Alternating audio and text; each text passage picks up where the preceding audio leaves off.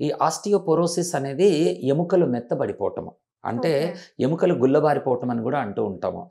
ఎముకలో మనకి సాధారణంగా ఏముంటుంది, ఇది మన స్పైన్‌లో ఉన్న ఎముకలు ఏవైతే ఉంటాయో, ఈ స్పైన్ లోపల మనం చూడాల్సింది ఏంటంటే, ఒక రకమైన స్ట్రక్చర్ లోపల నిలబడి ఉంటుంది. దీనిలోనే మనం తినే కాల్షియం అంతా వెళ్ళి అక్కడ కూర్చుంటుంది. ఇది సిమెంట్ బ్లాక్ లాగా ఒకటి తయారై గట్టిగా ఇలాగ ఉంటూ ఉంటుంది. అయితే వయస్సు పైబడే కొద్దీ ఎముకలో ఉన్న ప్రోటీన్ తగ్గిపోయి, ఆ స్ట్రక్చర్ అనేది వీక్ అయిపోయి, నిదానంగా అందులో ఉండే కాల్షియం వెళ్ళిపోయి, ఎముక శక్తి తగ్గుతుంది. దీన్ని ఆస్టియోపీనియా అని అంటూ ఉంటాము. ఓకే. ఆస్టియోపీనియా అంటే ఎముకలో బలం తగ్గుతా ఉంది అని.